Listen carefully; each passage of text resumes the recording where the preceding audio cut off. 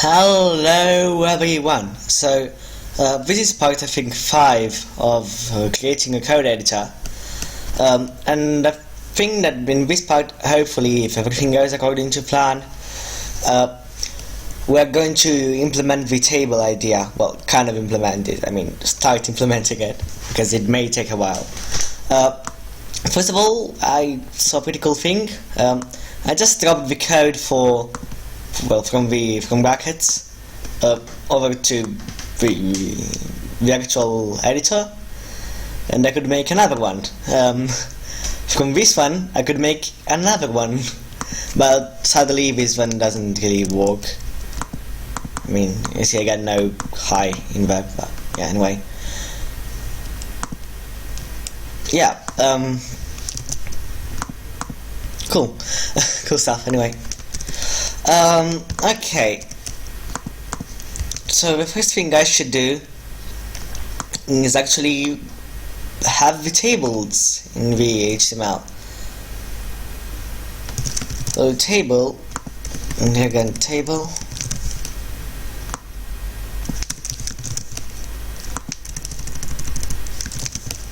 Now let's hope that the formatting, well, the CSS works better for the table than for the text area. Oh well, of course the table has nothing in it, so we can't display it.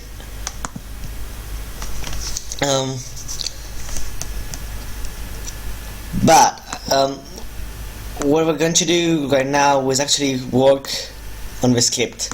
Almost everything that we're going to do now is from the script. We need to hold a few variables, so var HTML is empty, the CSS should be empty, and the JS should be empty.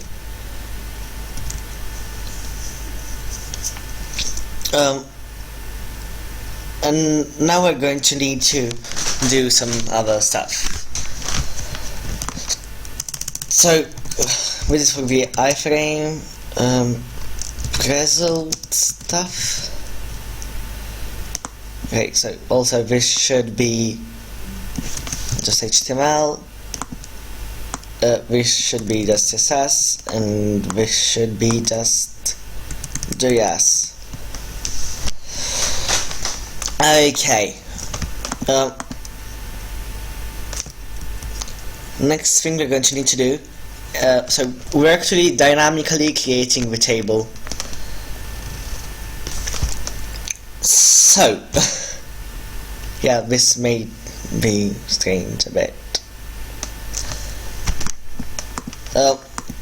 We need to make sure that when the user actually hits one of those things, it's touching the table, it's clicking on the table. So, oh, also here I forgot to put table, of course. I don't know, is this table now? Is the old thing a table? Big old table, please tell me this.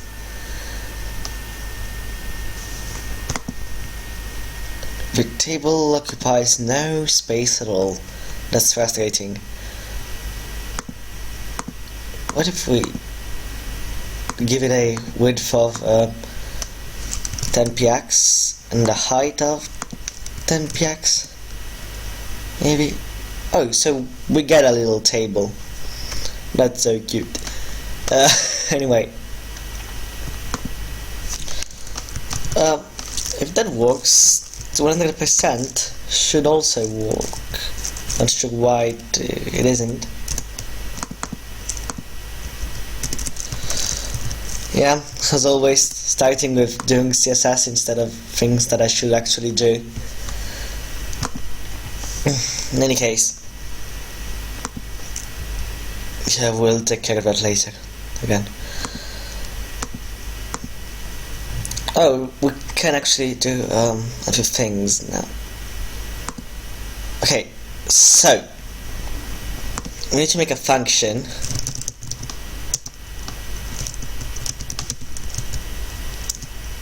which will be inject, actually type, and what you're going to need, no, this will get type function of element, which will return a function which will call a key event. And you'll understand why I'm doing all of this later. Hopefully, maybe, I don't know. So the very basic thing I'm going to need to do is well, also this should be an array, and same goes for this one. Again, you'll understand later. Yeah, for now we'll just do this thing, but yeah, I'll decode this later. So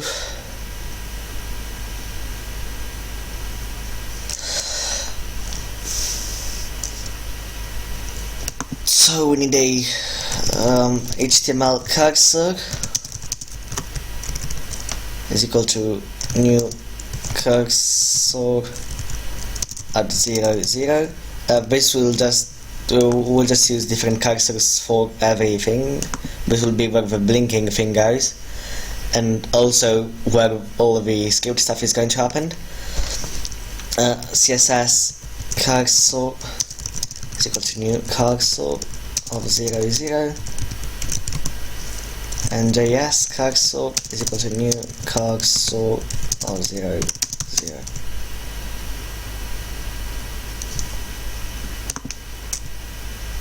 Oh, I'm not really sure how to implement this actually. I have too many ideas, that's the problem. So type element, and letter or key probably will be better. So cursor is just X and Y for now.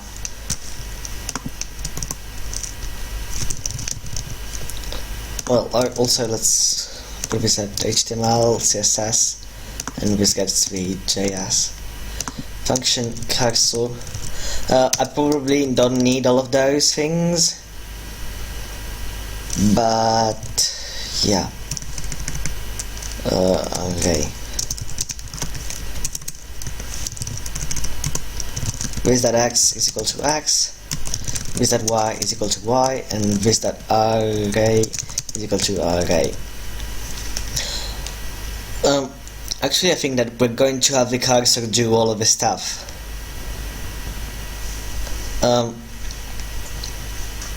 So wait a second. Okay. Cursor.prototype that insert key, well, actually letter. No, wait, I always get this wrong. Equal function of letter and HTML that no wait, actually array. No, this that array. Actually, I think that there was a function that would let you put a letter. Yeah, put an item inside of the array, and shifting all of the things to the right, well, with a higher index than that one over. So I think it was called like array that unshift.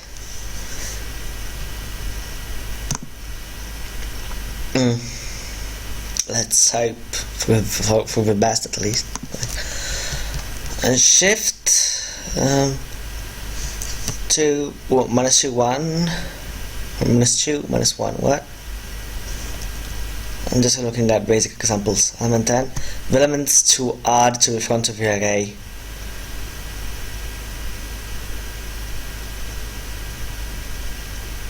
Oh, so that's actually the number of, well, -2 and -1. We don't want that. I mean, there probably is a better way to do this, but I'm going to, well, have a var and to be equal to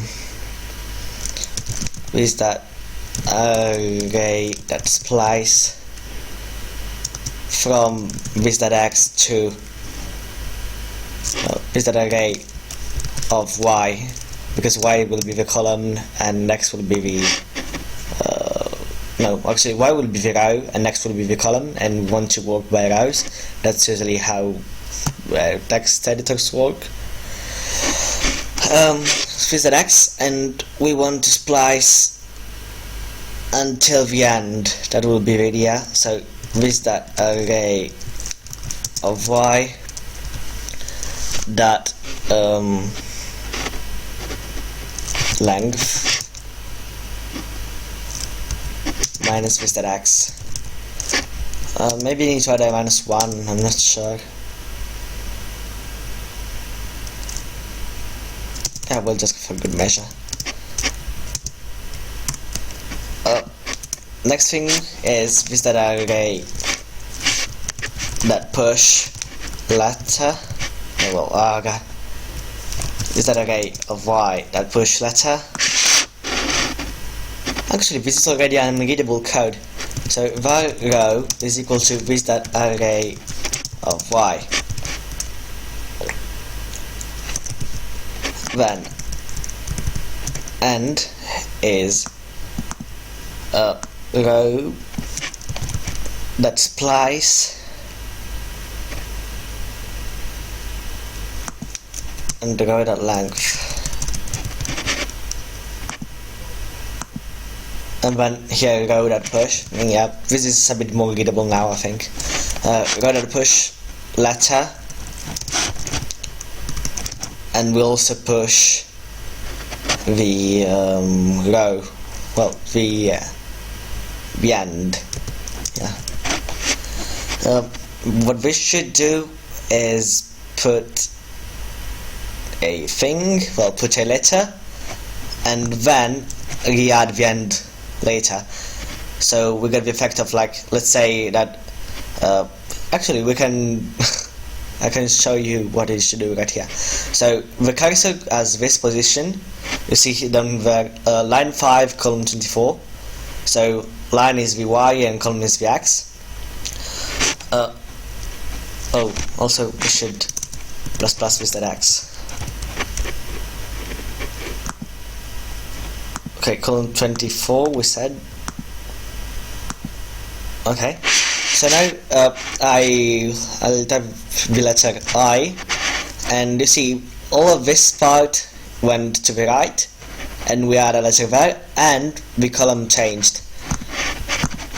So that's the whole idea of insert.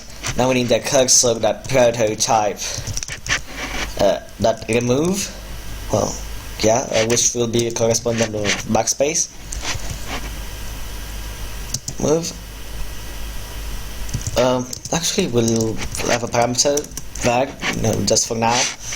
You may see later what it may do. And here we have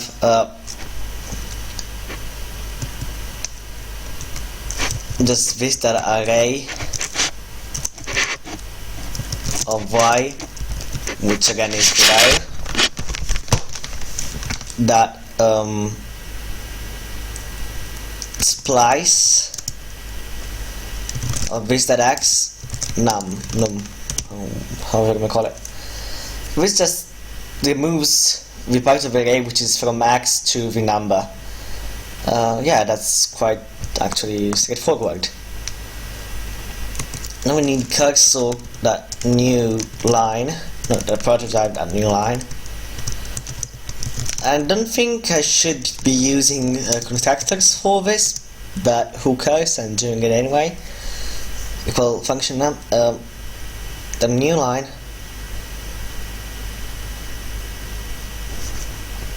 and we'll have a variable called spacing. So with that array that push,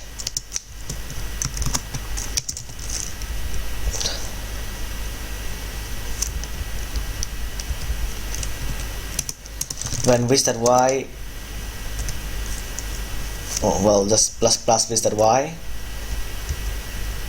No, actually I need to do the same thing I did up here, because if there are some other lines, if let's say, so here is a part of the thing, here I'm making a new line, everything that goes down below here is going to get pushed even more below. So we need to make this as well. Yeah, so var end is equal to this that array that splice of this that y and this that array that length minus this that y minus 1, and then we need to this that array that push with that array that push, we're going to just push this thing whatever this is. No, actually and line will be a new array of spacing. We should make actually I can't remember, new array of 2. It's 2 undefined, so new array of 2. Oops, let me just get this right. 2 that length is 2. Good, so we can just do that. New line array the spacing. Here we push the line. Oops. And here all we do is, well, we push the line and the end, and then we plus the this that y and this that x is equal to spacing. We're also going to need to update the table every time I do something like this, but we'll take care of that later. So insert, remove, and new line. Actually, we need to remove line. Yeah. Cancel that prototype that remove line. Actually, just to get stuff right, insert line and remove line so that it kind of resembles the structure right here. Is equal to function of number of lines again, maybe.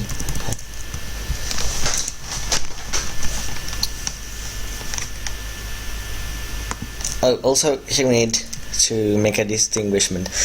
If the x is 0, so let's say it was as far left as it can go, and I remove, then it should also remove one line. So I would actually need to call remove line on that one. So this that x is bigger than 0, do that. Otherwise,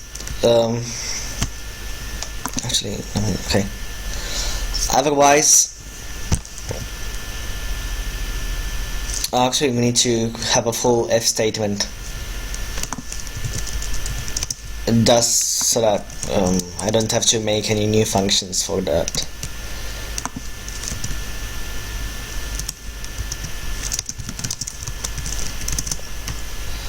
I don't like this at all. Yeah, okay, this is probably a bit better. So this that x is equal to this that array. Also, why is this y? This that y.